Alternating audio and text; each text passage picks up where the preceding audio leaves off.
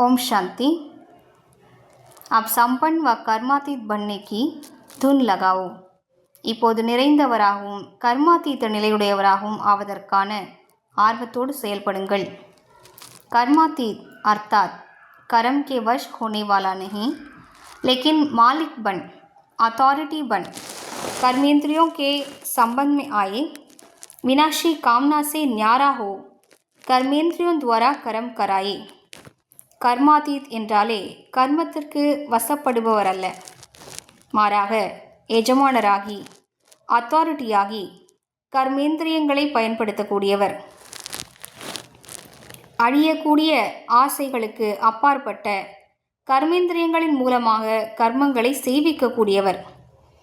ஆத்மா மாலிக் को कर्म अपने अधीन ना करे, लेकिन अधिकारी बन कर्म कराता रहे.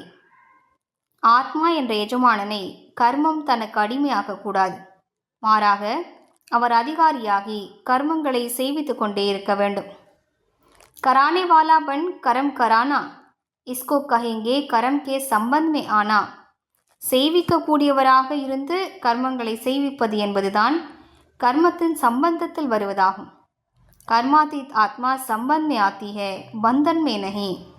कर्मातीत ஆத்மா கர்மத்தின் சம்பந்தத்தில் வருவாரே தவிர பந்தனத்தில் மாட்டிக்கொள்வதில்லை. ஓம் சாந்தி.